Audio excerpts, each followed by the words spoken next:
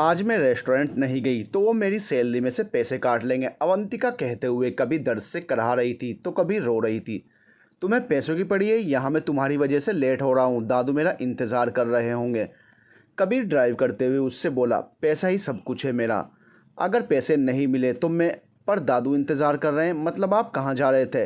अवंतिका ने आंसू पोंछते हुए पूछा। अस्पताल ही जा रहा था कि तुम रास्ते में मिल गई। दादू भी एडमिट हैं। एक मिनट, मैं तुम्हें ये सब क्यों बता रहा हूँ? कबीर ने उसकी तरफ देखते हुए कहा तो वो कंधे उचकाते हुए, क्योंकि मैंने पूछा। मेरा पैर, अवंतिका ने पैर छूते हुए दोबारा कराहते हुए कहा। चुप हो जाओ, हम बस पहुंचने ही वाले हैं, कबीर ने कहते हुए गाड़ी की स्पीड बढ़ा दी। कुछ समय बाद वो लोग अस्पताल पहुंच गए। कबीर ने उसकी तरफ का दरवाज़ा खोला और उसके सामने व्हीलचेयर लाकर रख दी। बैठो, कबीर ने कहा। क्या मैं और इस पर बैठूं? कभी नहीं, ये तो लाचार लोगों के लिए है, मैं लाचार थोड़ी ही हूँ। अवंतिका ने उस व्हीलचेयर को घूरते हुए कहा। देखो, अगर बैठोगी नहीं तो अंदर कैसे जाओगी? कबीर ने उससे कहा। वो सब मुझे नहीं पता, मैं इसमें नहीं बैठ रही बस। तुम बहुत ज़िद्दी हो, कुछ भी कह लो, मैं इसमें नहीं बैठूंगी। मैं लंगड़ी थोड़े ही ना हूँ, बस मुझे चोट लगी है। तो बैठे रहो गाड़ी में, मैं चला, मुझे देर हो रही है। कबीर कहते हुए आगे बढ़ गया और अवंतिका गाड़ी में से बाहर निकलने लगी। मगर जैसे ही उसने ज़मीन पर पैर रखा वो गिर पड़ी। ओह! उसके गिरने की आवाज़ सुनकर कबीर ने पलटकर उसे देखा और दोबारा दौड़कर उसके पास आकर उसे उठाने लगा। तुम या तो पागल हो या फिर ज़बरदस्ती की मुसीबतें पालने का तुम्हें शौक़ है, और अकड़ तो ऐसी है जैसे कहीं की महारानी हो। उठो अब। कबीर कहते हुए उसे दोबारा गोद में उठाकर चलने लगा। अवंतिका हैरान आंखों से उसे देख रही थी। ज़्यादा देखने की ज़रूरत नहीं है, मुझे पता है कि मेरा दिल बहुत बड़ा है, और किसी गलतफहमी में मत रहना, वरना ऐसे वैसे तो मैं किसी को भी भाव नहीं देता, समझी मिस अवंतिका? वो चलते चलते बोल रहा था। गलतफहमी और मैं पालूं, उससे अच्छा है कि मैं कोई जानवर न पाल लूं जो मेरा वफादार हो, अवंतिका ने कहा तो कबीर ने उसे घूर कर देखा। ज़्यादा बकवास की ना तो यहीं पर गिरा दूंगा, समझी? कबीर ने चलते हुए कहा तो अवंतिका ने उसके कंधों को दोनों हाथों से तेज से पकड़ लिया और नहीं में सर हिलाया तो वो उसकी बच्चों जैसी हरकत पर मुस्कुरा दिया। तुम मुस्कुराते भी हो? अवंतिका के मुंह से अचानक से निकल गया। उसकी बोलने की आदत, जुबान फिसल गई, मगर कबीर ने कुछ नहीं कहा, चुपचाप चलता रहा जैसे उसने सुना ही नहीं हो। वो फिर से सीरियस हो गया। वो उसे गोद में उठाकर चल रहा था। अवंतिका उसे देख रही थी। इतना सीरियस मोड पर क्यों रहता है? मुस्कुराते हुए ज़्यादा अच्छा लगता है। वैसे तुम इतने बुरे नहीं जितने दिखाई देते हो मिस्टर कबीर सिंघानिया। उफ, मैं इसके बारे में क्यों सोच रही हूँ?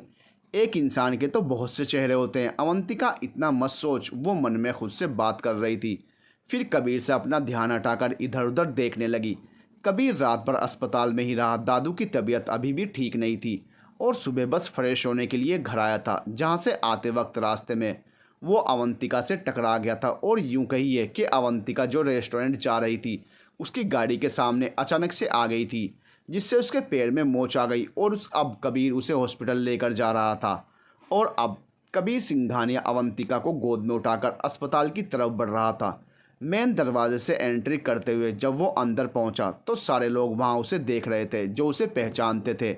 वो हैरान थे कि कबीर सिंघानिया ने एक लड़के को गोद में उठाया हुआ है। वहीं साहिल और निया भी ये देखकर हैरत में थे। राजीव और नीलिमा अभी घर पर ही थे। फिर कबीर अवंतिका को लेकर वहां पर एक बेंच पर बैठाकर साहिल के पास पहुंचा। उसने अवंतिका से कहा था कि यहीं पर बैठो, मैं डॉक्टर को बुलाता हूं। अब वो साहिल के पास खड़ा था, जहां पर वो दोनों उसे देखकर मुस्कुरा रहे थे। ये मुस्कुराने की वजह पूछ सकता हूँ मैं? दादू ठीक हो गए हैं, उनसे मिलने गए थे क्या तुम? कबीर ने उन दोनों को ऐसे देखते हुए पूछा। वो सब छोड़िए भाई, हमें ये बताइए कि ये लड़की आपके साथ क्या कर रही थी?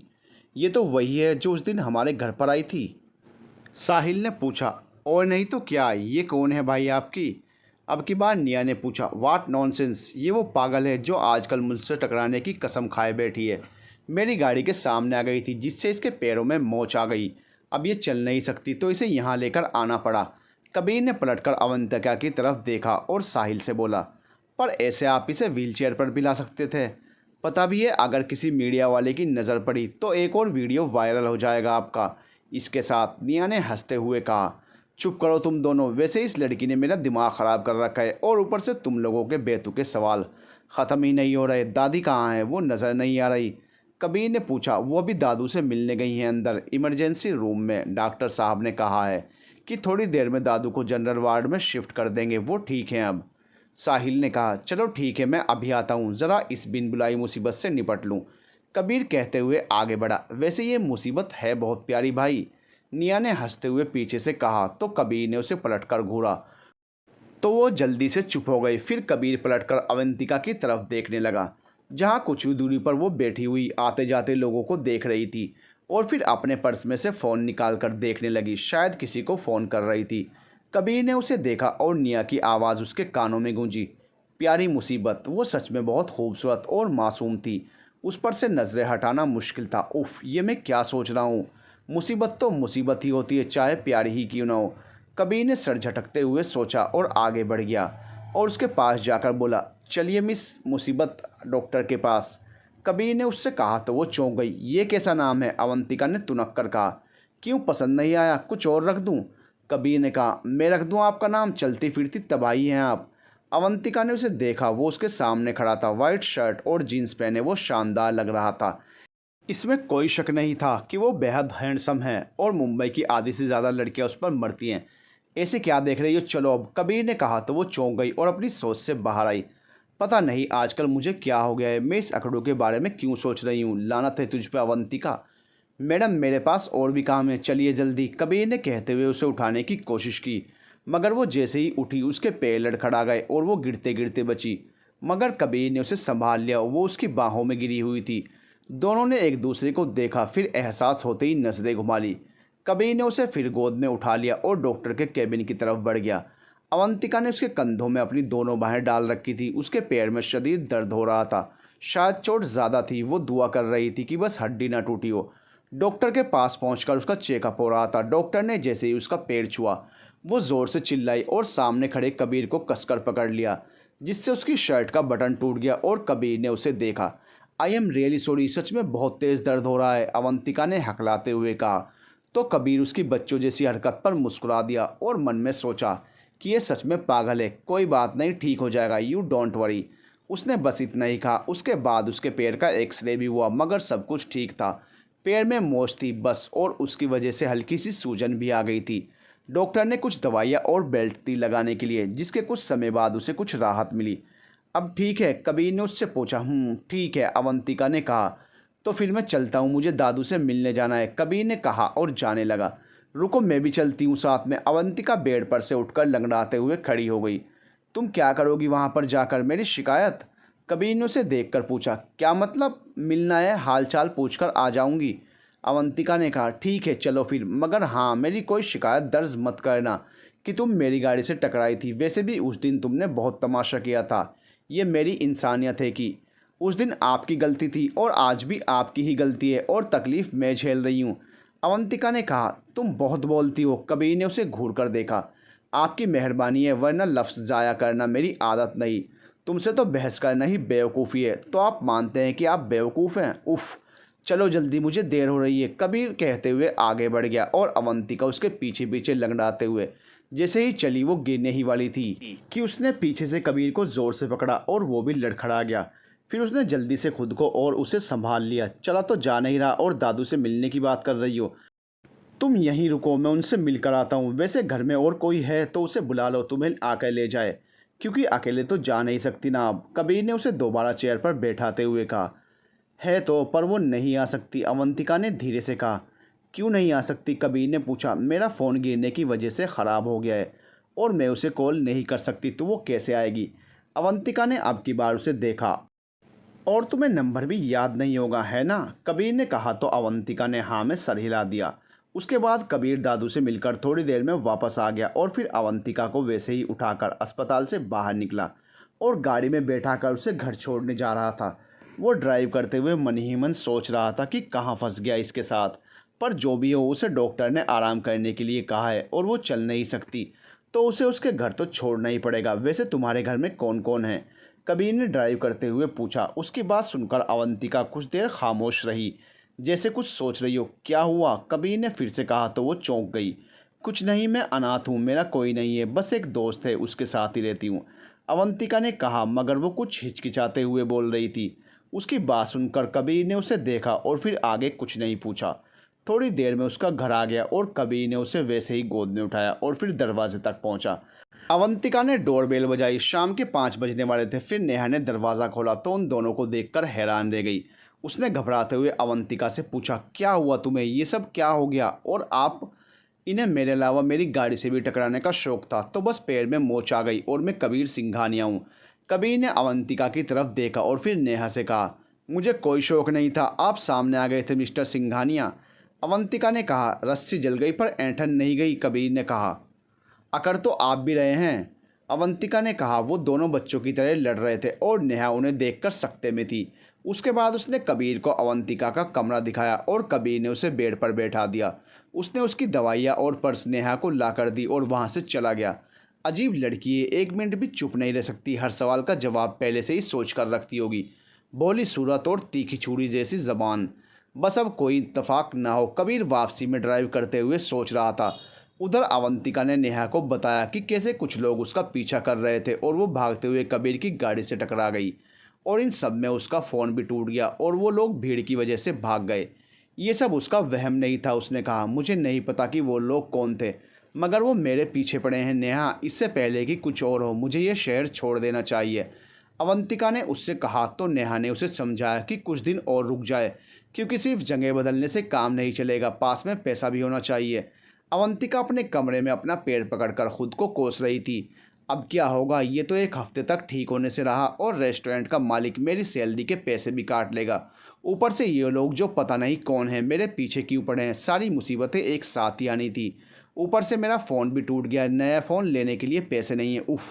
बेड पर बैठी वो मन ही मन सोच रही थी, तभी नेहा उसके कमरे में आई। क्या हुआ? इतना क्यों बड़बड़ाते हुए गुस्से से आंखें और मुंह लाल कर रही हो? अब क्या हो गया?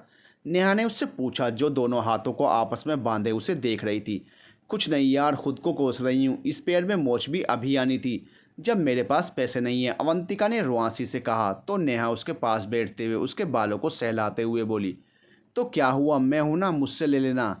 कब तक ये उधार ले लेकर अपनी ज़िंदगी गुजारूंगी? और तुम्हारा तो पहले ही मुझ पर बहुत उधार है। अब क्या मुझे इनके नीचे दबाकर मारने का इरादा है? अवंतिका ने मुंह बनाते हुए कहा। तो नेहा हंस पड़ी। पगली, कुछ भी बोलती हो, आखिर तुम्हारे अलावा मेरा है ही कौन? अच्छा चलो ये सूप पी लो वरना ठंडा हो जाएगा। नेहा ने उसकी तरफ चम्मच बढ़ाते हुए कहा। पैर में मोच लगी है, हाथ में नहीं, लाओ मैं पी लेती हूँ। अवंतिका ने कहते हुए उसके हाथ से प्याला और चम्मच दोनों ले लिया और पीने लगी। बस अब मैं जल्दी से ठीक हो जाऊँ, उसने पीते पीते कहा। अवंतिका, आराम से पियो, धक्का लग जाएगा, नेहा ने कहा और तभी वो खांसने लगी और नेहा ने उसे पानी पिलाया। तुम ठीक हो? नेहा ने पूछा। अवंतिका बोली, तुम भी सच में पागल हो, इतनी जल्दी जल्दी पीने से जल्दी ठीक थोड़ी ही ना हो जाओगी। कुछ दिन आराम करो अब, समझी? और डोंट वरी, सब ठीक हो जाएगा। नेहा ने कहते हुए उसे अपने गले से लगा लिया, जिस पर अवंतिका ने धीरे से मुस्कुराकर सर हाँ में हिला दिया। बहुत रात हो गई थी और वो दोनों बहुत देर तक बातें करने के बाद सो रही थी। तभी घर के बाहर कोई आया जो उन पर नज़र रख रहा था।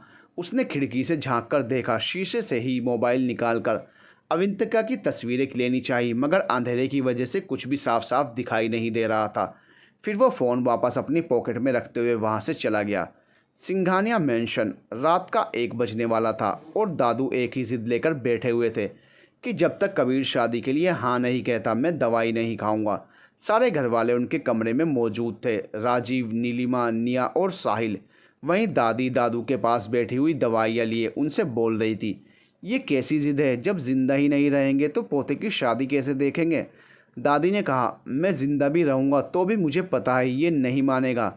ये बहुत ज़िद्दी है, बिल्कुल मेरी तरह, पर मैं भी इसका दादा हूँ, उससे भी ज़्यादा ज़िद्दी। आज जो भी हो जाए मैं दवाई नहीं खाऊंगा। वो भी बोले जा रहे थे, तो आप दवाइयाँ नहीं खाएंगे? दोबारा हॉस्पिटल जाना है आपको? कबीर ने गुस्से से कहा। हाँ, हॉस्पिटल जाऊँ, शमशान घाट जाऊँ, मेरा जहाँ दिल करेगा वहाँ जाऊँगा। तुम्हें क्या? तुम जाओ अपने कमरे में जाकर आराम से सो जाओ, मैं होता ही कौन हूँ? दादू ने उसे घूरते हुए कहा। अब ज़्यादा हो रहा है, आप मुझे इमोशनल ब्लैकमेल कर रहे हैं। तो कम तो तुम भी नहीं हो, मान लो मेरी बात। फिर वही बात, आप समझते क्यों नहीं? मुझे शादी नहीं करनी, मैं रिश्तों में यकीन नहीं रखता। I don't believe in relationship. Kabir कहते हुए उनके पास बैठ गया तो दादू ने उससे बच्चों की तरह मुंह फेर लिया। अब आप मुझे मजबूर कर रहे हैं, कबीर ने कहते हुए उनका चेहरा अपनी तरफ घुमाया। अब वो जैसे भी थे तो उसके दादू, जो उससे बहुत प्यार करते थे। और कबीर भी उन्हें बहुत चाहता था। माँ के जाने के बाद अगर किसी को वो सबसे ज़्यादा चाहता था तो वो उसके दादू थे। अब ऐसी भी क्या ज़िद भाई, भला एक लड़की के घर में आ जाने से क्या बिगड़ जाएगा? आप मान क्यों नहीं जाते? अगर मुझसे दादू कहते तो मैं उनके लिए बहुओं की लाइन लगा देता, साहिल ने तभी कहा। जिस पर निया हंस पड़ी और कबीर ने दोनों को घूरा तो वो दोनों चुप हो गए। वहीं नीलिमा, जो बहुत देर से ये तमाशा देख रही थी, आखिर में बोल उठी, मुझे नींद आ रही है और तबीयत ठीक नहीं लग रही, मैं सोने जा रही हूँ। तुम्हें चलना है राजीव या फिर यहीं खड़े रहना है? नीलिमा ने कहते हुए राजीव की तरफ देखा जो चुपचाप खड़ा था। हाँ चलो, मुझे भी नींद आ रही है, रात के 2 बजने वाले हैं। पापा मैं कल मिलता हूँ आपसे। बेटा निया आप भी जाकर सो जाओ और साहिल तुम भी। Good night everyone. चलो नीलिमा, राजीव कहते हुए कमरे से बाहर निकल गया और उसकी पत्नी नीलिमा भी उसके पीछे पीछे ही चली गई, लेकिन साहिल और निया नहीं गए। हाँ जाओ, तुम्हें क्या फ़र्क पड़ता है मैं मरूँ या जीऊँ, नालायक औलाद, दादू ने गुस्से से कहा उन दोनों के जाने के बाद। पर मुझे पड़ता है, बताइए क्या चाहते हैं आप? कबीर ने अब की बार नरम पड़ते हुए कहा। तो दादू ने हैरानी से उसकी तरफ देखा। तुम सचमुच में पूछ रहे हो कि मैं क्या चाहता हूँ? तो बस शादी के लिए हाँ कर दो, दादू ने खुशी से कहा। बस यही चाहिए आपको? उसके बाद क्या होगा? वो मुझसे तंग आकर एक दिन मम्मी ही की तरह। कबीर कहते कहते रुक गया तो दादू की हंसी गायब हो गई। ऐसा कुछ नहीं होगा, मैं ढूंढूंगी तुम्हारे लिए ऐसी लड़की, दादी ने कहा, जो बहुत देर से चुप थी। आप लोगों को जो करना है करिए, पर एक बात मैं बता देता हूँ, उसे चुनने का हक बस मेरा होगा। अगर मुझे वो पसंद नहीं आई तो फिर आप लोग मुझे मजबूर नहीं करेंगे और ये चैप्टर हमेशा हमेशा के लिए क्लोज़ कर देंगे। कबीर कहते हुए उठ खड़ा हुआ। अब ये क्या बात हुई? जाओ तुम ही किसी को ले आओ और जिससे कहोगे उससे तुम्हारी शादी कर देंगे, दादू ने कबीर की बात सुनकर गुस्से से कहा। तो जाता हुआ कबीर रुक गया। ऐसा है कि रात बहुत हो गई है, आप मेडिसिन लें और सो जाएं, कल सुबह बात करते हैं ठीक से, कबीर ने पलटकर उनसे कहा और फिर बिना रुके वहाँ से चला गया। इस लड़के का मैं क्या करूं? लाओ दवा दो, वरना सच में मर गया तो इसका क्या होगा? दादू ने दादी के हाथ से दवा लेकर खाते हुए कहा।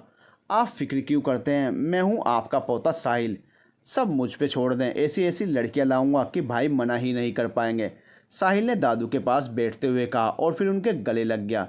फिर कमरे से निकल गया। उसके पीछे पीछे निया भी उन्हें गुड नाइट कहकर निकल गई। कबीर अपने कमरे में आ चुका था, मगर इतनी देर तक बिस्तर पर करवटें बदलने के बाद भी उसे नींद नहीं आ रही थी। उसकी आंखों के सामने बार बार बचपन का वही हादसा आ रहा था जिसे वो आज तक नहीं भूल पाया था। वो 10 साल का था जब उसकी माँ उसे छोड़ हमेशा हमेशा के लिए इस दुनिया से चली गई थी। उसकी आंखों के सामने पंखे से लटकती हुई उनकी लाश उसे आज भी लगता था जैसे कल ही की बात हो जब वो सब हुआ था। कैसे समझाऊं दादू कि मैं नहीं करना चाहता शादी? अगर कल को वो मुझसे परेशान होकर मम्मी की तरह ही अपनी जान, नहीं नहीं कुछ तो करना होगा, दादू इतनी आसानी से नहीं मानने वाले। रोहित से कल मिलकर कुछ सोचता हूँ और इस चैप्टर को हमेशा हमेशा के लिए क्लोज करना ही होगा। रोज़ रोज़ ये सब झेलना अब मेरे बस की बात नहीं। कबीर अपने कमरे में सोचते हुए कभी एसी का टेम्परेचर तेज़ तो कभी कम कर रहा था।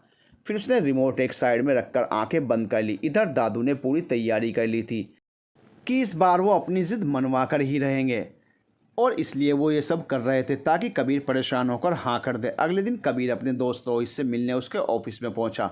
वहाँ दोनों बातें कर रहे थे। तो ये है सारी कहानी, अब बता कि मैं क्या करूँ? कबीर अपने दोस्त रोहित को पूरी बात बताते हुए पूछा। तो कर लेना शादी, इसमें क्या है? और फिर नहीं समझ में आई तो डिवोर्स ले लेना, सिंपल, रोहित ने बेपरवाही से कहा। तू मेरा दोस्त है या फिर दुश्मन? कबीर ने उसकी बात पर उसे पंच मारते हुए कहा। तो वो हंस पड़ा। मैं मजाक कर रहा था यार, अब तो तुझे भगवान ही बचा सकते हैं, और वो कहाँ मिलेंगे ये तो तू अपने दादू से जाकर पूछना। हा हा हा, मजाक कर रहा हूँ, अब सीरियस हो जाता हूँ और कुछ सोचता हूँ, रोहित ने जल्दी से कहा, क्योंकि अब कबीर उसे गुस्से से देख रहा था और उसे पता था उसके गुस्से का। ऐसा करते हैं कि तुम किसी ऐसी लड़की को पसंद कर लो जो तुम्हें पसंद नहीं करती हो, रोहित ने सोचते हुए कहा। पागल है क्या? कोई लड़की कबीर सिंघानिया को इनकार कर सकती है? पता है ना तुझे, बकवास आइडिया। कबीर ने कहा। यह भी बड़ा मसला है, अमीर और हैंडसम होने का भी नुकसान। ऐसा कर कि किसी गरीब लड़की को ले आ जो तेरे साथ एडजस्ट ही ना कर पाए और ख़ुद ही तुझे छोड़ दे, रोहित ने फिर कहा। कभी नहीं, दादू उसे सब सिखा देंगे, तू जानता नहीं उन्हें बहुत पहुंची हुई चीज़ है वो। कबीर ने उस आइडिया को भी रद्द कर दिया। तब तो एक ही रास्ता बचता है कि तू किसी से कॉन्ट्रैक्ट मैरिज कर ले और 1 साल बाद वो अपने रास्ते और तू अपने रास्ते। क्यों, है ना अच्छा आइडिया? आजकल ये ट्रेंड में चल रहा है, रोहित ने कहा और आगे बढ़कर उसके कंधे पर हाथ रखते हुए मुस्कुराया। आजकल हॉलीवुड फिल्में ज़्यादा देखता है क्या? ये इंडिया है, यहाँ ऐसी लड़की कहाँ मिलेगी जो 1 साल के लिए मेरी बीवी बनना चाहेगी? पागल हो गया है तू? और किसी को पता चल गया तो मेरी तो खैर नहीं। कबीर ने उसका हाथ अपने कंधे पर से हटाकर उसे देखकर कहा, यार आजकल सब जगह सब कुछ मिलता है, पैसा फेंको तमाशा देखो, समझा? अच्छा मैं चलता हूँ, मेरी एक ज़रूरी मीटिंग है, बाद में मिलते हैं, रोहित कहते हुए अपना कोट पहनने लगा जो उसने उतारकर चेयर पर रखा था। ठीक है मैं भी चलता हूँ, मिलते हैं फिर, कबीर ने कहा और फिर दोनों केबिन से बाहर निकल गए। कबीर वहाँ से वापस आ रहा था, गाड़ी ड्राइव करते हुए उसे रोहित की कही हुई बात याद आ रही थी। 1 साल की दुल्हन पर कैसे कोई भी शरीफ लड़की ये नहीं करेगी, चाहे मैं कितने भी पैसे क्यों ना दे दूं, एक दिन के लिए तो कोई मुझसे शादी करेगी ही नहीं। और यहाँ तो 1 साल की बात है। वो सोच रहा था अगर दादू ने किसी से मेरी शादी करवा दी तो फिर उसे तो ज़िंदगी भर झेलना पड़ेगा, नहीं तो कुछ करना होगा मुझे। वो लगातार सोचते हुए जा रहा था और फिर उसने अपने ऑफिस के बाहर जाकर गाड़ी रोकी। ऑफिस में अंदर घुसते हुए जिन जिन लड़कियों पर उसकी नज़र पड़ रही थी वो यही सोच रहा था कि ये करेगी ये काम या फिर वो। सोचते सोचते वो अपने केबिन में आकर सर पकड़कर बैठ गया। तभी किसी की मीठी आवाज़ सुनकर चौंक गया। मैं आई कम इन सर, उसने कहा जो उसकी सेक्रेटरी थी। कम इन, कबीर ने सर उठाकर दरवाजे की तरफ देखते हुए कहा। उसकी सेक्रेटरी सूजी हाथ में फाइल लिए उसके सामने खड़ी थी। सूजी डिसूजा देखने में बेहद हसीन, ऊपर से उसने मिनी स्कर्ट और टॉप पहन रखा था और हल्का मेकअप, स्ट्रेट खुले बाल। वो मुस्कुराते हुए कबीर की तरफ फाइल बढ़ा रही थी। सर यहाँ पर साइन कर दें, उसने कहा और टेबल पर फाइल रखते हुए झुकी। तो कबीर ने उसे देखकर मन ही मन सोचा कि इससे पूछूं क्या, शादी करोगी मुझसे? अचानक से कबीर के मुंह से निकल गया, जिस पर सूजी ने उसे चौंक कर देखा। एक्सक्यूज़ मी सर, सूजी ने हैरानी से उसे देखते हुए कहा। मैं कह रहा था मुझसे शादी करोगी। कबीर को ना जाने क्या हो गया था, वो दोबारा बोल पड़ा और सूजी को तो जैसे उसकी बातों सुनकर सदमा सा लग गया था। वो खामोशी से उसे देख रही थी कि सर मुझे प्रपोज कर रहे हैं। वो सोच रही थी ज़्यादा खुश होने की ज़रूरत नहीं है, 1 साल के कॉन्ट्रैक्ट मैरिज की बात कर रहा हूँ, जितने पैसे कहोगी उतना दूंगा। कबीर ने उसे ऐसे मुस्कुराते हुए देखकर जल्दी से कहा तो वो सपने से हकीकत में आ गई। आई एम सॉरी सर, अगर 1 साल की बात नहीं भी होती तो भी मैं हाँ नहीं करती, आई हैव ए बॉयफ्रेंड, सूजी ने कहा। तो कबीर को समझ नहीं आया कि आगे क्या बोले। वो चुप ही रहा और फाइल पर साइन करने लगा, जिसके बाद सूजी वहाँ से फाइल लेकर जाने लगी। वैसे मैं आपकी मदद कर सकती हूँ, एक लड़की है मेरी नज़र में जो ये कर सकती है, ये उसका कार्ड है, आप उससे जाकर मिलिए, शायद आपका काम हो जाए। वरना सर ये इंडिया है, यहाँ पर शादी पवित्र मानी जाती है और 1 साल की दुल्हन कौन बनना चाहेगी। सूजी जाते जाते वापस आ गई और एक कार्ड कबीर के टेबल पर रखते हुए उसे देखा और फिर दोबारा पलटकर वहाँ से चली गई। वहाँ पर खड़े कबीर को अपने ही कहे शब्दों की वजह से पहली बार शर्मिंदगी महसूस हो रही थी। उसे भी क्या ज़रूरत थी इतनी जल्दी ये सब करने की, पर जल्दी तो थी इससे पहले कि दादू किसी को उसके लिए ले आए। उसे अपने लिए कोई लड़की चाहिए थी। कहाँ मिलेगी ऐसी लड़की जो पैसों के लिए कुछ भी करेगी? कबीर अपने ऊपर ही गुस्सा करते हुए सोच रहा था और फिर दोबारा चेयर पर बैठ गया। टेक लगाए उसने आंखें बंद कर ली, समझ नहीं आ रहा था कि क्या करे। सिंघानिया मेंशन। राजीव अपने कमरे में चुपचाप बेड पर बैठा हुआ अपनी पत्नी नीलिमा की बातें सुन रहा था। सुबह के 9 बजने वाले थे और कबीर ऑफिस के लिए बस निकलने ही वाला था जब उसके कदम उनके कमरे के बाहर उनकी बातें सुनकर रुक गए। कबीर का कमरा उनसे पहले था। मेरी बात सुनो राजीव, अपने पिता से बात करो और कहो कि तुम्हें तुम्हारा हिस्सा चाहिए। अगर कबीर की शादी हो गई और वो लड़की इस घर में आ गई तो उसका राज चलेगा, यहाँ पर हमारा नहीं। कुछ नहीं तो अपनी बेटी निया के बारे में ही सोचो, कब तक यूँ दूसरों के टुकड़ों पर जीते रहेंगे हम? नीलिमा बोल रही थी। दूसरों का हक मारने वाले आज दूसरों के टुकड़ों पर जीने की बातें कैसे करने लगे मिसेज राजीव? अचानक कबीर जो उनकी बातें सुन रहा था अंदर आकर बोला, जिससे राजीव और नीलिमा दोनों चौंक गए। तो तुम अब छुपकर हमारी बातें भी सुनने लगे हो?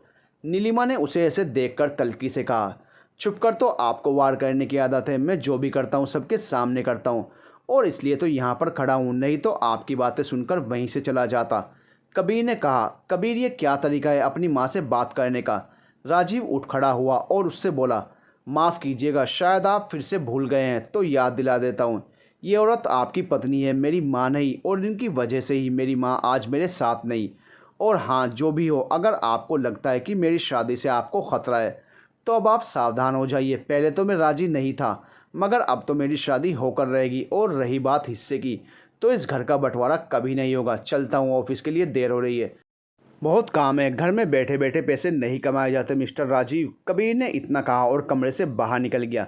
वहीं राजीव और नीलिमा खामोश खड़े थे और तभी नीलिमा राजीव को गुस्से से देखकर बोली, देखा तुमने कैसे बदतमीजी से बात करके गया है ये लड़का मुझसे, और इसकी बीवी आएगी तो मुझे उंगलियों पर नचाएगी, ऊपर से मुझे कातिल भी बना दिया अपनी माँ का। उसने खुद आत्महत्या की थी, मैंने नहीं मारा था उसे। सब तुम्हारी गलती है और तुम्हारे पापा की, जिन्होंने इसे सर पर चढ़ा रखा है। नीलिमा राजीव के ऊपर चीखते हुए अपना गुस्सा निकाल रही थी और वो उसे शांत कराने की कोशिश कर रहा था। देखते ही देखते एक सप्ताह होने वाला था और कबीर को अभी तक कोई भी लड़की नहीं मिली थी। तभी उसे मिस सूजी का दिया हुआ कार्ड ऑफिस के टेबल की दराज में से मिला। वो किसी मिस रिया का था, उसमें उसका नंबर और एड्रेस दोनों ही थे। कबीर ने सोचा कि एक बार यहाँ भी ट्राई कर लेता हूँ और फिर उसने उसे कॉल लगा दी। हेलो, रिया बोल रही हूँ, आप कौन? दूसरी तरफ से आवाज़ आई। मैं कबीर सिंघानिया। ओह मिस्टर सिंघानिया, हाँ हाँ, सूजी ने बताया था आपके बारे में, बताइए कब मिलना है?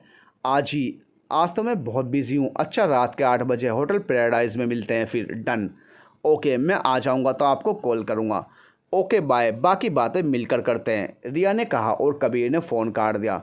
उसकी उस लड़की से बात हो गई थी मगर मन में बहुत से वहम चल रहे थे, क्योंकि उसकी बातों से वो कुछ अलग ही लग रही थी, काफ़ी फ्रैंक। वो इतनी आसानी से कैसे मान गई मिलने के लिए, वो भी एक अजनबी से? खैर, शायद मैं कुछ ज़्यादा ही सोच रहा हूँ। मिलने के बाद पता चलेगा कि वो मेरे साथ रह सकती है या नहीं, और फिर 1 साल की ही तो बात है।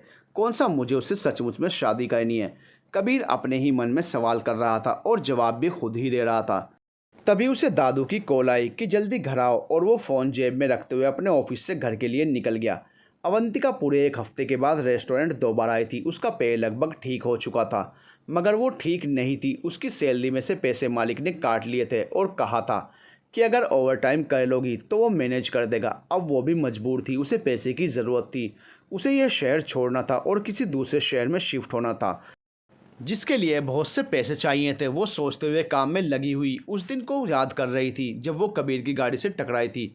कुछ लोगों की किस्मत कितनी अच्छी होती है ना, लंबी लंबी गाड़ियाँ, बड़े बड़े घर, बड़ा सा कमरा। उफ, पर मैं ये क्या सोच रही हूँ, अगर इन सब के होते हुए बंदे के पास सुकून ना हो तो फिर इन सब का कोई फ़ायदा नहीं। पता है ना तुझे अवंतिका? पर जो भी हो, उस प्राइस की दुकान ने दोबारा मेरी खबर ही नहीं ली, ऊपर से फ़ोन भी ख़राब कर दिया। पर उसकी गलती नहीं थी तो क्या हुआ, उसे गाड़ी ठीक से चलानी चाहिए थी। वो सोचते हुए किचन में काम कर रही थी। अवंतिका सोची कम, ये काम आपके गुलामों का है। तभी मैनेजर ने आकर उससे कहा और वो चौंक गई और फिर हाथ जल्दी जल्दी चलाने लगी। वो बर्गर बना रही थी। यस सर, वो कहते हुए जल्दी से ट्रे लेकर बाहर निकल गई, जो कि एक कस्टमर का ऑर्डर था। ये मैनेजर भी ना हमेशा मुझ पे ताने कसने का एक भी मौका नहीं छोड़ता। वो बड़बड़ाते हुए कस्टमर के टेबल पर बर्गर की ट्रे रखने लगी। एक्सक्यूज़ मी, उस कस्टमर ने उसे ऐसे देखकर कहा। कुछ नहीं, आपका ऑर्डर आ गया है, चेक करिए, और कुछ चाहिए होगा तो मुझे ज़रूर बताइएगा। वो कहते हुए जल्दी से पलटी और आगे बढ़ गई। कहीं उस मैनेजर ने दोबारा देख लिया तो ना जाने अब क्या कहेगा। कबीर अपने दादू से परेशान हो गया था। उन्होंने इस बार उसे इमोशनल ब्लैकमेल करने का पूरा इंतज़ाम कर लिया था। ऐसा लग रहा था कि इस बार वो उसकी शादी करवा कर ही रहेंगे। कबीर अपने दादू के फ़ोन आने पर जल्दी से घर पहुंचा, जहां हॉल में एंट्री करते ही उसे बहुत से लोगों की आवाज़ें सुनाई दे रही थी। और जब वो आगे बढ़ा तो उसने देखा कि सोफे पर कुछ लोग बैठे, साथ में उसके घर वाले भी थे, जहाँ पर वो सब एक दूसरे से हंसी मजाक कर रहे थे। अरे कबीर, आ गए तुम, इनसे मिलो, ये मेरा दोस्त मोहनलाल गुप्ता और इनकी पत्नी, और ये इनकी पोती है सीमा, और ये है मेरा पोता कबीर। दादू ने दोनों तरफ को इंट्रोड्यूस कराते हुए कहा। हेलो एवरीवन, कबीर कहते हुए अपने दादू की तरफ देखने लगा कि ये सब क्या है। उसे ये समझते देर नहीं लगी कि अब यह दादू की नई प्लानिंग थी। कबीर को दादू ने अपने बगल में बैठने के लिए कहा। कुछ समय बाद सब चाय नाश्ता हंसी मजाक होने के बाद वो लोग चले गए और अब वहाँ पर सिर्फ कबीर और उसके घर वाले ही मौजूद थे। तो बताओ कैसी लगी, है ना बहुत प्यारी? दादू ने कबीर से कहा तो वो उन्हें देखते ही बोला, पता था मुझे कि यही चल रहा होगा आपके दिमाग में। नहीं, मुझे बिल्कुल भी अच्छी नहीं लगी, कबीर ने सीधे सीधे कहा। तो साहिल और निया हंस पड़े। भाई, अगर वो नहीं अच्छी लगी तो फिर आपको कौन अच्छी लग सकती है? साहिल ने कहा। तुमसे बात नहीं कर रहा हूँ, कबीर ने उसे घूरते हुए कहा। तो फिर मुझसे बात करो ना, इतनी लड़कियां दिखा चुका हूँ और तुम्हें एक भी पसंद नहीं आ रही है तो जाकर उसे खुद ही ढूंढ लो, वरना जिससे मैं कहता हूँ उससे ही शादी करनी होगी, दादू ने कहा। और नहीं तो क्या, अगर तुम्हें कोई और पसंद है तो भी हमें कोई एतराज़ नहीं, तुम्हारी खुशी में ही हमारी खुशी है, दादी ने उससे कहा। हाँ भाई, ऐसी कोई बात है तो हमें बता दें, निया ने कहा। भाई को और कोई पसंद करे? इम्पॉसिबल, साहिल ने धीरे से कहा और कबीर उन सब की बातें सुनकर चिढ़ गया। हाँ, मुझे कोई और पसंद है और वो भी मुझे पसंद करती है। कल ही आप लोगों से मिलवाता हूँ, ठीक है? अब मैं जाऊँ या फिर किसी और को भी कुछ कहना है, क्योंकि ऑफिस में बहुत काम है। कबीर ने गुस्से से कहते हुए सबकी तरफ देखा और बिना रुके पैर पटकता हुआ चला गया। वहीं सारे घर वाले ये सुनकर चौंक गए थे और खास करके दादू, उन्हें तो यकीन ही नहीं हो रहा था। उधर साहिल और निया भी सदमे में थे कि कबीर भाई किसी को पसंद करते हैं। ये कब हुआ और कौन है वो? राजीव और नीलिमा जी घर पर नहीं थे। अभी तो उनके ऊपर यह बम फूटना बाकी था। कबीर गाड़ी ड्राइव करते हुए सोच रहा था, सबको कह तो दिया है कि उन्हें कल उस लड़की से मिलवा दूंगा, पर पहले मैं तो मिल लूँ। क्या ज़रूरत थी कबीर ये सब कहने की? पर दादू भी तो एकदम से मेरे पीछे पड़े हुए थे। निकल गई मुंह से बात। पर अब क्या होगा? जो भी हो, कैसे भी करके उस लड़की रिया से मिलना ही होगा। अब वो ही मेरी मदद कर सकती है। रात के 8 बजे होटल पैराडाइज। कबीर रिया से मिलने पहुंचा और फिर उसने उसे फ़ोन करके बता दिया कि वो आ गया है। वो होटल के नीचे फ्लोर पर उसका इंतज़ार कर रहा था। तभी उसकी कॉल आई कि वो उसका रूम नंबर 122 में इंतज़ार कर रही है। उसने उससे कहा कि वो नीचे ही आ जाए, वहीं मिलकर बात कर लेंगे। मगर उसने कहा कि वो ऊपर आ जाए, जिसे सुनकर कबीर को उस लड़की की नीयत सही नहीं लगी और अब वापस जाने लगा। कबीर बाहर की तरफ जा ही रहा था कि वो किसी से टकराया और वो अवंतिका थी जो भागती हुई उसकी तरफ आ रही थी और उससे टकराई। फिर दोनों गिर पड़े। अवंतिका बहुत घबराई हुई थी और कबीर के ऊपर गिरी हुई थी। उसके बिखरे हुए बाल उसके चेहरे पर थे और फिर उसने उन्हें हटाकर कबीर को देखा। तुम? कबीर ने उसे देखकर कहा। दोनों एक दूसरे को देख रहे थे। एक बार फिर से दोनों टकरा गए थे। अवंतिका जल्दी से उठ खड़ी हुई और बिना कुछ कहे बाहर की तरफ निकल गई। वहीं कबीर उसके पीछे आया। इतनी रात को ये यहाँ पर क्या कर रही थी? कबीर ने सोचा और उसे देखने लगा, जो वहाँ से कुछ दूरी पर सड़क किनारे खड़ी टैक्सी का इंतज़ार कर रही थी। फिर कबीर अपनी गाड़ी लेकर उसके सामने जाकर रुका और खिड़की का शीशा खोलते हुए उसने उसे देखा। घबराया हुआ चेहरा, आंखों से निकलते हुए आंसू और हाथों की मुट्ठियां भिंची हुई थी, जैसे बहुत गुस्से में हो। अंदर बैठो, कबीर ने कहा तो अवंतिका ने उसे देखते हुए कहा, नहीं, मैं चली जाऊंगी टैक्सी से, आप जाइए, मुझे आपके साथ नहीं जाना। अवंतिका ने कहते हुए चेहरा दूसरी तरफ फेर लिया। गाड़ी में बैठो चुपचाप, इतनी रात को टैक्सी में जाना, वो भी अकेले, ठीक नहीं, बैठो, कबीर ने फिर से कहा तो उसने तिरछी नज़र से उसे देखा। इसे मेरी इतनी फिक्र क्यों हो रही है? अवंतिका ने मन में सोचा। मुझे किसी से डर नहीं लगता, मैं चली जाऊंगी, आप जाइए। अवंतिका ने वैसे ही कहा, बहुत ज़िद्दी हो, गाड़ी में बैठो, नहीं तो ज़बरदस्ती करनी मुझे भी आती है। कबीर ने कहा तो उसने कबीर को देखा और चुपचाप अंदर बैठ गई। आसपास के लोग उनकी तरफ देख रहे थे और उसे बस जल्दी से घर पहुंचना था। कबीर ने गाड़ी स्टार्ट कर दी और अपनी जेब से रुमाल निकालकर उसकी तरफ बढ़ाया। कहा कुछ नहीं। उसने भी बिना कोई सवाल किए ले लिया और अपना चेहरा पहुंचते हुए चेहरा खिड़की की तरफ घुमा दिया। इतनी रात को इस होटल में अकेली क्या करने गई थी तुम? कबीर ने ड्राई करते हुए पूछा तो वो चौंक गई। रेस्टोरेंट का ऑर्डर था, वही पहुंचाने गई थी, अवंतिका ने कहा। तो फिर भाग क्यों रही थी? लगता है पैर पहले से ज़्यादा ठीक हो गया है, कबीर ने कहते हुए उसकी तरफ देखा। हाँ, मैं ठीक हूँ, बस। रेस्टोरेंट का मालिक कितनी सैलरी देता है? कबीर ने पूछा तो वो हैरान रह गई। आपसे मतलब? मेरे लिए काम करोगी, जितने पैसे कहोगी उतना ही दूंगा, कबीर ने कहा तो वो गुस्से से उसे चौंक कर देखने लगी। गाड़ी रोको, मैंने कहा ना, गाड़ी रोको, अवंतिका ने चीखते हुए कहा तो कबीर ने जल्दी से गाड़ी एक साइड में रोकी। वो अभी भी गुस्से से उसे घूरते हुए देख रही थी और कबीर सोच रहा था कि मैंने ऐसा कह क्या दिया कि इसे इतना गुस्सा आ रहा है। समझते क्या हो तुम खुद को? मुझे खरीदना चाहते हो? मैं बिकाऊ नहीं हूँ और ना ही ऐसी वैसी लड़की हूँ जो पैसों के लिए कुछ भी करने को तैयार हो जाए। शक्ल से तो बहुत शरीफ आदमी लगते हो और अंदर इतनी घटिया सोच। तुम्हारी ज़रा सी हेल्प क्या ले ली? तुम तो मुझे कुछ और ही समझ बैठे। बाहर निकलो यहाँ से, दफ़ा हो जाओ मेरी नज़रों के सामने से। हो गया तुम्हारा ड्रामा ख़त्म या फिर और भी डायलॉग्स बचे हैं? और मैं तुम्हारी गाड़ी में नहीं, तुम मेरी गाड़ी में बैठी हो मिस अवंतिका। कबीर ने उसकी बात बीच में काटते हुए उसके मुंह पर अपना हाथ रखते हुए कहा और वो पलकें झपकाते हुए उसे देख रही थी। वो उसके बिल्कुल करीब था और उसके मुंह को दबाए बोले जा रहा था। अवंतिका एक होटल में एक कस्टमर का ऑर्डर लेकर पहुंची थी जो उसे उसके मैनेजर ने डिलीवर करने के लिए कहा था और ये उसकी मजबूरी थी कि उसे यहाँ पर आना पड़ा क्योंकि उसे पैसों की सख्त ज़रूरत थी, इसलिए वो ओवर टाइम कर रही थी। मगर जब वो वहाँ उस आदमी के खाने का ऑर्डर लेकर पहुँची तो उसने उसके साथ बदतमीज़ी शुरू कर दी और अवंतिका उससे जैसे तैसे बचकर भागते हुए बाहर आई थी, जहाँ पर वो कबीर से टकरा गई और अब वो उसके साथ उसकी गाड़ी में बैठी हुई थी। वो सीधे सीधे आपसे तुम पर आ गई थी। कबीर की बात सुनकर उसे बहुत गुस्सा आ रहा था। एक तो पहले ही उस आदमी ने उसका दिमाग ख़राब कर दिया था और अब कबीर उससे कैसी बातें कर रहा था। एकदम चुप और शोर बिल्कुल भी मत मचाना, वरना मैं तुम्हें यहीं पर छोड़कर चला जाऊंगा, समझी? और मेरी बात ध्यान से सुनो, पहले उसके बाद ही कुछ जवाब देना। कबीर ने फिर से कहा। उसके मुंह पर उसका हाथ अभी भी था। अवंतिका ने हम में सर हिला दिया और कबीर ने अपना हाथ उसके मुंह पर से हटा लिया। अवंतिका ने उसे देखा और लंबी लंबी सांसें लेते हुए कहा, देखो कोई भी ऐसी वैसी बात मत करना, वरना मैं। कबीर उसकी बात पर सर पकड़कर बैठ गया। अभी इतना समझाया फिर वही बात। उसने मन ही मन सोचा और उसकी तरफ देखा। रेस्टोरेंट के कपड़े पहने हुए वो तब भी अच्छी ही लग रही थी और उसके बाल थोड़े बिखर गए थे, जिन्हें वो समेटने लगी और पोनी करते हुए उसे देख रही थी। बड़ी बड़ी आंखें, गोरा गुलाबी रंग और गुलाब की पंखुड़ियों जैसे होंठ, जिनमें मोतियों जैसे चमकदार दांत। ऐसे क्या देख रहे हो? जल्दी बोलो, क्या कहना था? दिखाई नहीं दे रहा? बहुत रात हो गई है, मुझे घर पहुंचना है। अवंतिका ने उसे ऐसे खुद को देखते हुए कहा तो वो चौंक गया। पता नहीं उसे क्या हो गया था जो उसे देखकर कहीं खो सा गया था। बताता हूँ। कबीर ने फिर से गाड़ी के सामने की तरफ देखना शुरू कर दिया। हाँ बताओ, अवंतिका ने कहा और कबीर ने दोबारा गाड़ी स्टार्ट करते हुए आगे बढ़ा दी। मुझे एक लड़की चाहिए। बिल्कुल भी नहीं, मैं ये नहीं कर सकती।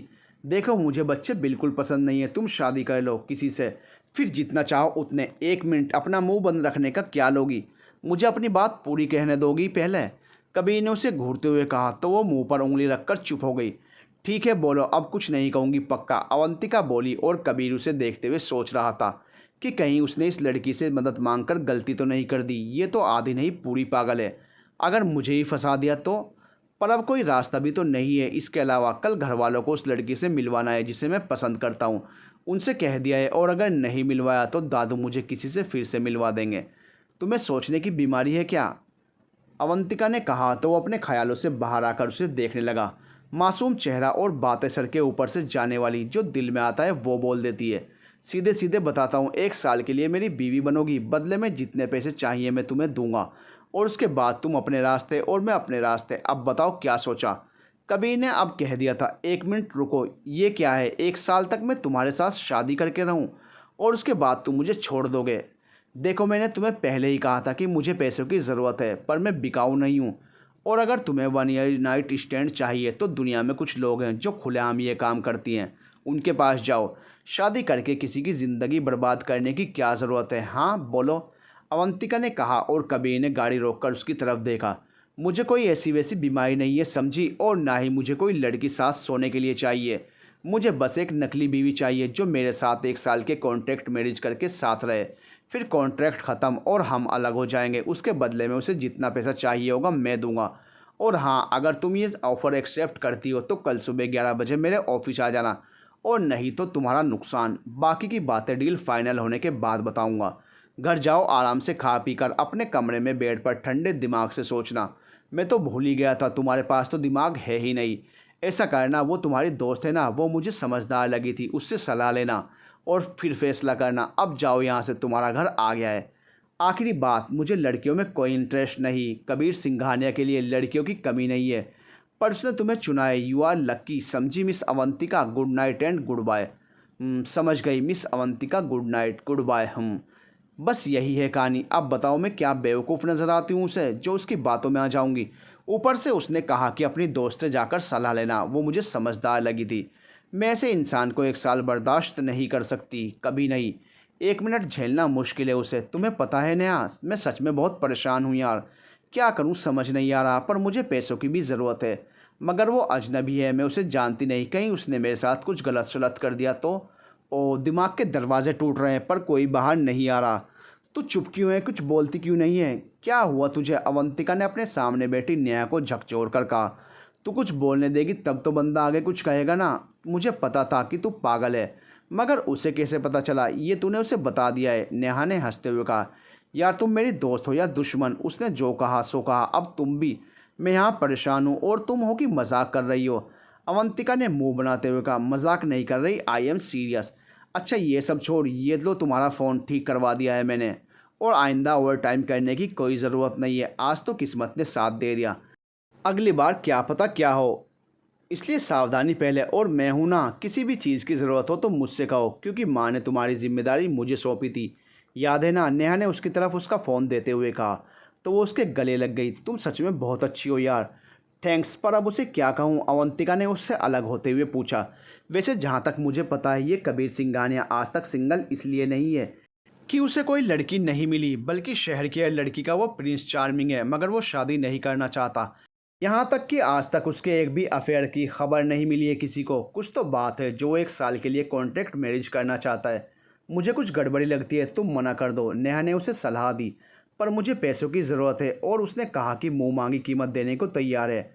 अवंतिका ने कुछ उलझते हुए कहा, पैसों का क्या है, वो तो आते जाते रहते हैं। अवंतिका, तू बहुत भोली है, इन लोगों को नहीं जानती। फिर मैं हूँ ना कुछ कर लेंगे, यू डोंट वरी। नेहा ने उसे समझाते हुए कहा तो वो मान गई।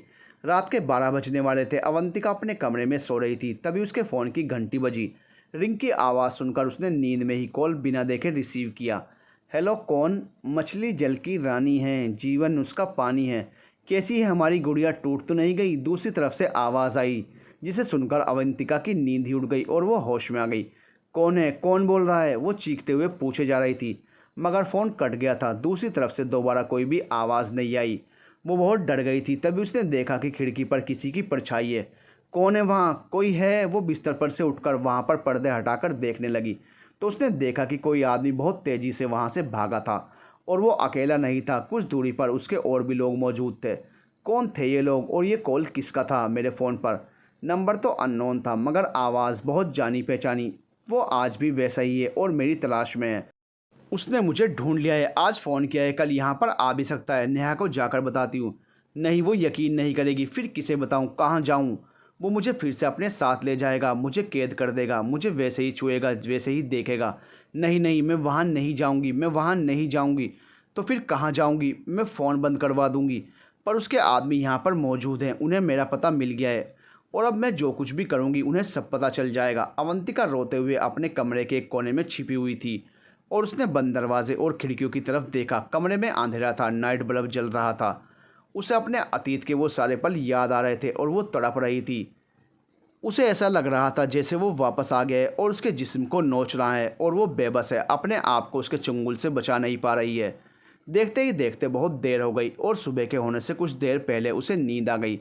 जब उसकी पलकें रोते रोते आंसुओं से भारी हो गई तो वो गिरने लगी थी। वो वैसे ही कमरे के कोने में दीवार से टेक लगाकर सो गई थी। अगले दिन सुबह सूरज की रोशनी उसके चेहरे पर पड़ी तो उसकी आंख खुली। वो आंखें खोलते हुए कमरे में देखने लगी। सामने दीवार घड़ी में 10 बज रहे थे। ओह, 10 बज गए। नेहा तो अब अपने काम पर जाने वाली होगी, उसे बताना होगा सब। वो उठकर खड़ी हुई और जल्दी से अपने कमरे से बाहर आई। नेहा तैयार होकर बस निकलने ही वाली थी। उठ गई तुम? अच्छा, मुझे देर हो रही है, नाश्ता किचन में बनाकर रख दिया है, खा लेना, शाम को मिलते हैं, उसने कहा और घर से बाहर निकल गई। और अवंतिका उसे कुछ नहीं बता पाई। फिर वो भी तैयार होकर कुछ देर में रेस्टोरेंट के लिए घर से निकल गई। अभी वो कुछ ही दूर गई थी कि उसका फ़ोन फिर से बजा। उसने पर्स से फ़ोन निकालकर देखा तो वही नंबर था जिससे कल रात को कॉल आई थी। उसने कांपते हुए हाथों से फिर कॉल रिसीव की। हेलो, कौन? इतनी जल्दी भूल गई? पता है ना, हमें भूलने वाले लोग पसंद नहीं। फिर भी हा हा। दूसरी तरफ से कोई बोला और आवाज़ सुनकर अवंतिका के हाथ से फ़ोन गिर गया। उसने फिर जल्दी से उसे जैसे ही उठाना चाहा, ज़मीन पर उसके पीछे खड़े लोगों की परछाई उसने देखी। वो पलटी तो वो वही लोग थे जो उसका कई दिनों से पीछा कर रहे थे। अवंतिका ने फ़ोन जल्दी से उठाया और तेज़ तेज़ कदमों से आगे बढ़ने लगी, मगर वो लोग अब भी उसके पीछे आ रहे थे। To be continued. दोस्तों, आखिर कौन थे वो आदमी जो अवंतिका का पीछा कर रहे थे? क्या वो आदमी अवंतिका को पकड़ पाएंगे या अवंतिका उनसे बचकर निकल जाएगी? जानने के लिए देखते रहिए इश्क बेपरवाह।